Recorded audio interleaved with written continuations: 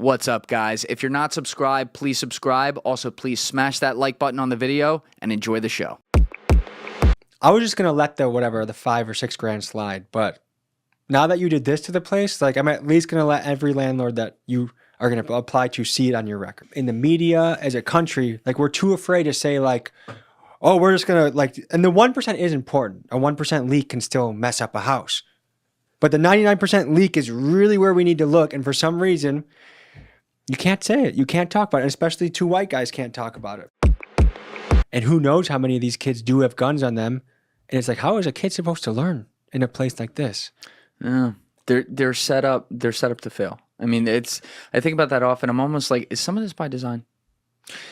I think it was a lot in the past. Like redlining was a really real thing. Can you explain that to people? Redlining is, well, I think it was specifically with black folks, but I don't know if it applied to other races too. But basically, like you couldn't move out of certain areas. Like you couldn't move into the white areas or the nice areas. And I think that was a practice that happened into the late 80s, which is just around the corner in the terms of the history book.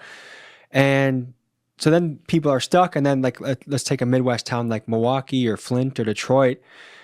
A lot of those folks had their grandparents now were doing well. They were middle class. They worked at the factory. They worked at the plant. All those jobs went overseas to China, Mexico. And all of a sudden, there's literally no jobs except for fast food work. Or if you want to do, like the most popular jobs in Milwaukee in the hood right now are adult home health care. So someone's grandpa that is poor lives on Medicaid. And then there's a house that, 3 or 4 of those guys stay and someone watches them around the clock. Or daycares.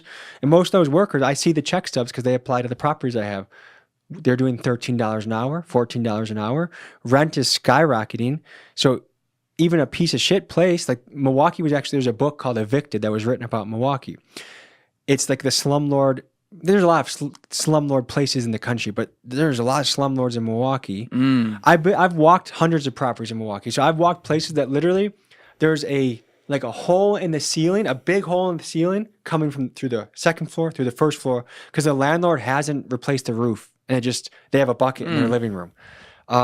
Places where it's like, people have asked, like, hey, are you renting? My sink hasn't worked in 3 weeks or 3 months. And it's like, how are you still paying rent? There's slumlords, but then there's also like, I've had really terrible tenants. I just paid $17K to renovate a place that some lady beat to shit in 6 months. How did she beat it to shit? She left I guess she left 3 dogs in there for like a week by themselves. Huh. So the carpet was ripped out. There was poop in every room. And she owed me 4 months of rent. So like I tried to work with her. So I lost that rent. I had to redo the entire house. And you can't take her to court. I mean, I usually don't do anything after the eviction. I actually try I've never had a sheriff take someone out. Like that's really, it can go, but I always I give them so many options to get out of it. But her in particular is the only person I file a judgment against. Cause I'm like, when I walked in and I saw how bad she fucked the place up, I'm just like, I was just going to let the $5 or $6 grand slide. But now that you did this to the place, like I'm at least going to let every landlord that you are going to apply to see it on your record. Because that was bullshit, dude. It was terrible. Yeah, it's horrible. I mean, people, especially when something's not theirs, people get a little loose with things. But that's nice. A whole nother level. One of the things I try and do, I'll show you a couple of the pictures. Like I'm going to show you pictures of a property. What are you working with? An iPhone fucking 12 8 there? It's one of the minis. It's one of the minis. But you're a no case. Is that a case? Or? It's a little case. I probably should get a bigger one because I drop this shit all the time. Yeah, it looks but like look at the pictures of this place. That place is in a fucking war zone. There's literally. I just clicked off it. Sorry. Let's see. This is also in a war zone, but they're right here. 11th. This is your place? 11th and Atkinson. Yeah. So outside, there's literally a wrap around a tree of a memorial to a person that got shot out there. But this is beautiful. It's beautiful. So our business model is in the hood is we'll buy a place that was like abandoned for 3 years or it's cheap. We might buy a place for $30K, $35K, put 25 into it, make it the nice house on the block for a long ways away. And then we get a person that wants to live there forever because they're like, holy shit, like this is on 11th and Atkinson. This is on 11th and Keefe. They move in and they think it's a scam at first until they walk in. They're like, there's no way this place is here. Our bet is that people are going to want to love that place as much as we did and to invest into it, that they're going to want to be there for years. So no turnover. They raise a family there. We'll see. I mean, we were burned by this other lady that. Yeah, that's not good. But you win some, you lose some. You win some, you lose some. But we've talked a little bit about you going to St. Louis. I think you've done a couple videos there, right? Yeah, I hope it's not the most dangerous city in 2024 because I really don't want to go back there again. How do they measure it being most dangerous? Is it like homicides? Homicide. They'll have like murder rate per capita. Right. Yeah. So how do you fix a place like that? Is it fixable? That's like the multi-billion-dollar question. Yeah. Because I think like there's an attitude in the hood that I think I don't quite agree with, which is like, well, they don't want to see us win. I actually think the opposite. I think a lot of people want to see the hood do well. I don't think people want to live in areas where they're afraid of gunshots. They want to be afraid of robberies. They don't want to be afraid of reckless drivers. I think people want to see other people win because it's better for everyone if everyone's winning. How do you fix a place like that? Right now, it's like pushing a really heavy rock up a mountain because there's so many things you have to overcome to fix it. I think both of us probably subscribe to the ideology of like individual culture means a lot. Mm-hmm. And like that's the only thing you can control. Yes.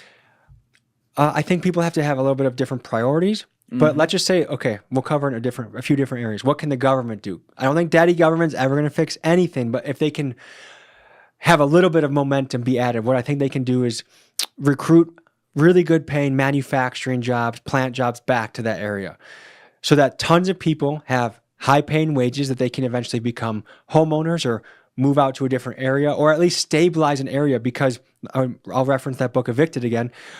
In Milwaukee, 1 out of every 9 single moms gets evicted every single year. So you wonder why blocks are really crazy. There's no more like, oh, that's Mr. Smith, that's Mr. Johnson, that's Mr. whatever. People are all, it's like a shuffling deck. Yeah. So now you don't get time to, hey, why should I meet this new lady that just moved in? She's probably going to be gone in a year anyways. So now there's a lot more instability. So bring back really good jobs that people can be proud of, they can buy homes with, and they can be stable. I would say, this is not a popular thing to say, especially if I was in the hood, but I would say I would recruit like the best police people I could find. I'd make, and I'm not saying like the bruisers, but I'm saying people that aren't afraid and people that are going to hold people accountable. If you rob somebody, sorry, but you're going to get caught. If you kill somebody, the homicide solve rate in a city like Milwaukee, I think is like 40%. 40%. Chicago, I think it's like 30. Guys, if you're still watching this video and you haven't yet hit that subscribe button, please take 2 seconds and go hit it right now. Thank you. Isn't Milwaukee where they had like that viral sheriff video where he was talking about like all the murder? You know what I'm talking about? He was talking about like all the murders that happen and some reporter was bothering him about something. And then he just goes off on her? Yeah. Yes, that's Milwaukee. Can we pull up that video? Yeah. Alessi, it's going to be like Milwaukee Sheriff goes off on reporter on YouTube. I want people to see this because this was, I want to say this was during some of the height of like the riots and stuff like that. Is that right? I'll give you the color on why the riots happened. The riots happened. There's a gentleman by the name of Sylvia Smith who I don't know what he was wanted for, but he was in St. Louis. Yeah. No, in Milwaukee. I'm sorry, in Milwaukee. Yeah. But he was in the streets. He was a street guy. This was where what's his face got in trouble, right? Not George Floyd. No. What the fuck is it? Kyle Rittenhouse, right? Close, Kenosha, which is like 40 minutes away. Okay, got it. A black cop shot a black guy, but the narrative was that got out is the white cop did it. So all of a sudden the city started burning down. And if you see the video on what this guy did to a police officer, he was running, he turns, reaches into his waistband, pulls out a gun, goes like this. As soon as he gets to like here, shot. That's it. Yeah. And there was a riot about that, which to me is like, what is the cop supposed to do there? Dude, is he supposed to just take submachine gun fire? Right. But like, come on, like if the cop shot him in the back, I'd be like, you know what, that's messed up. Like any cop that does something really wrong, yeah, take him to court, agreed, have him serve his time. It should be a case by case thing. But let's see. Edward yeah, we have the video. Certainly, there are some folks in this community that are legitimately grieving, and we heard from them. There are a lot of folks who believe the First Amendment only applies to them and took great pains to shout down anybody that disagreed with them.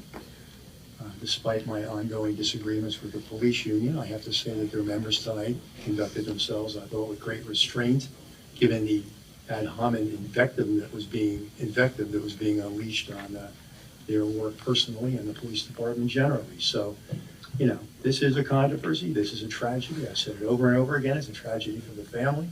Tragedy for Officer Manning. It's a tragedy for the community. I'm not blind to the fact that there's a lot of people lining up to take advantage of this tragedy to flog their own agendas, and that was clear tonight as well. You're accused of saying something to one of the protesters or one of the people in the stands. He accused you of... He was making so much noise, I have no idea what he's talking about. He's going into Clint Eastwood He mode. feels insulted. Too bad. Get off my What's your lawn. response to some of the people that thought you were being disrespectful by being on your phone and not being attentive to them? Well, I was on my phone, and yes, that's true. I was following developments with a 5-year-old little girl sitting on her dad's lap who just got shot in the head by a drive-by shooting. And if some of the people here gave a good goddamn about the victimization of people in this community by crime, I take some of their invective more seriously. The greatest racial disparity in the city of Milwaukee is getting shot and killed. Hello. 80% of my homicide victims every year are African American. 80% of our aggravated assault victims are African American. 80% of our shooting victims who survived their shooting are African American. Now, they know all about the last 3 people that have been killed by the Milwaukee Police Department over the course of the last several years. There's not one of them can name one of the last 3 homicide victims we've had in this city. Now, there's room for everyone. I have a point on this. Fixing This has been something I'm actually thinking about a lot lately, and it's like this. Julian, if I invited you to my house and you're a plumber, I have 2 leaks going on. There's one leak that 99% of the water is coming from, and there's one leak that 1% of the water is coming from. What are you going to fix? 99%. But we as a culture, in the media, as a country, like we're too afraid to say like, oh, we're just going to and the 1% is important. A 1% leak can still mess up a house. But the 99% leak is really where we need to look. And for some reason, you can't say it. You can't talk about it. And especially 2 white guys can't talk about it. But it's like he just said 80% of them homicide victims in Milwaukee are black. I just looked at the most recent statistics. I think it's close to 95%. Oh, my God. So it's like there's something really crazy happening. And until we're comfortable looking at it in the mirror and saying what's going on and coming up with real solutions rather than just putting our pronouns in our emails. That's right. We're going to be in the same position, if not worse, years to come. It feels like there's an incentive for teams. We talk about this with different guests on the podcast all the time. It always comes up. But, the profit is in the disparity of opinions. It's not in people having common ground because, when people watch the news, they don't watch the news when everything's good outside. They watch the news when everything's the shit because like, oh, my God, what's going on, right? Mm-hmm. Negativity sells. It's like, I think, what was the line? There's an old show, The Newsroom. Aaron Sorkin wrote it. Is it? Yeah, Aaron Sorkin wrote it. But he called it like tragedy porn or something like that. And that's exactly what it is. And so, you have 2 sides where it may be on one end, you have some legitimate videos of like a cop doing something horrible to someone who may be black in that case. And yeah, like you said, they should be prosecuted the whole bit and we should give it attention. Yeah. On the other end, we have maybe like an epidemic of homicides that could be occurring in place X or place Y. And that should be given the same attention. But the media sells on the old like Stalin quote of the tragedy of one death over the statistic of many. Mm-hmm. I think part of it though is like the injustice of being killed by a cop is so much worse than like a street dude killing a street dude because it's like, wait, you're the ones we're supposed to trust. You're the ones that are supposed to actually help justice. So when you do it, it's like 100 times worse than when some other guy does it. So like part of me does understand, and there still are cases that I can't believe the cop never got in trouble. Like in New York, I believe it was the guy that got choked to death, Eric Garner, for selling cigarettes. That was so bad. He was selling cigarettes, and the cops killed him, and nothing happened to any of the cops. So I think, especially in the black community, it's like you look at time after time after time where these high-profile cases, and nothing happens to the cops, and it's just like, well, what the hell? I thought I was an American too. Yeah. You also have a pendulum too. Yeah. Right? So you go... you get a Giuliani Bloomberg, right? Mm-hmm. You're going to move to de Blasio after that. Mm-hmm. And then the pendulum will swing back and forth. So you can never really get it like right here where there's a good balance. It always swings hard one way or the other because when it's swinging one way, that creates people more pissed off. That's why whenever there's a president of, Democrat or Republican in office, the other side gets the most noise because they're not in power and they get the leverage to be like, fuck the man. Yeah. You know what I mean? That always happens. You look at every president since... Thank you for watching the video, guys. If you haven't already subscribed, please smash that subscribe button and check out this clip's full podcast episode by clicking here or in the description below.